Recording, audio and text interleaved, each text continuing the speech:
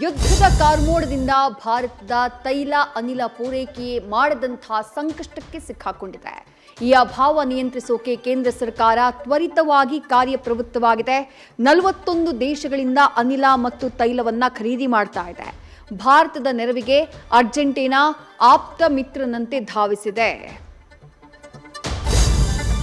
ಹಾರ್ಮುಜ್ ಜಲಸಂಧಿ ಬಳಕೆಗೆ ಇರಾನ್ ಕಠಿಣ ರೂಲ್ಸ್ಗಳನ್ನು ಹಾಕಿದೆ. ಆದರೆ ಮಿತ್ರ ರಾಷ್ಟ್ರ ಭಾರತಕ್ಕೆ ಮುಕ್ತ ಅವಕಾಶವನ್ನ ಕೊಟ್ಟಿದೆ. ಚೀನಾ, ರಷ್ಯಾ, ಪಾಕ್, ಇರಾಕ್, ಬಾಂಗ್ಲಾಗೂ ಸಂಚಾರಕ್ಕೆ ಅನುಮತಿಯನ್ನ ನೀಡಿದೆ. ಇತ್ತ ಅಮೆರಿಕಾಗೆ ಬಾಬ್ ಅಲ್ ಮಂಡೇಬ್ ಜಲಸಂಧಿ ಬಂದ್ ಮಾಡುವಂತಹ ಬೆದರಿಕೆಯನ್ನ ಹಾಕಿದೆ.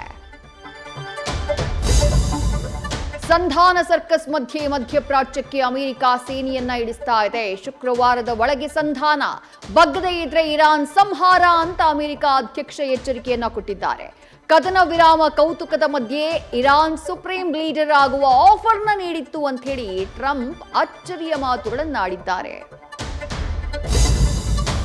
ಸಿಲಿಂಡರ್ ಬಳಿಕ ರಾಜ್ಯದಲ್ಲಿ ಪೆಟ್ರೋಲ್ ಡೀಸೆಲ್ಗೂ ಬರ ಬಂದ್ಬಿಟ್ಟಿದೆ. ಸ್ಟಾಕ್ ಇಲ್ಲದೆ ಬಂಕ್ಗಳು ಶಟರ್ ಇಳಿದಿದ್ದಾವೆ. ಖಾಲಿ ಟ್ಯಾಂಕ್ ತುಂಬಿಸಿಕೊಳ್ಳೋಕೆ ವಾಹನ ಸವಾರರು ಪೆಟ್ರೋಲ್ ಬಂಕ್ಗೆ ಲಗ್ಗೆ ಇಡ್ತಿದ್ದಾರೆ. ಕತಾರ್ನಿಂದ ಮಂಗಳೂರಿಗೆ ಬಂದಂತಹ LPG ಟ್ಯಾಂಕರ್ ಸದ್ಯ ರೀಚ್ ಆಗಿದೆ.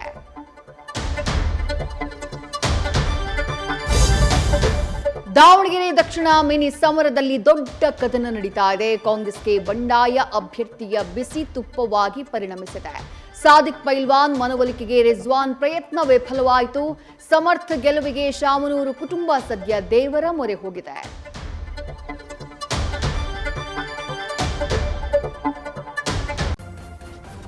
ನ್ಯೂಸ್ ಫಸ್ಟ್ ನಿರ್ಭೀತಿಯಿಂದ ನಿಮ್ಮ ಪರವಾಗಿ.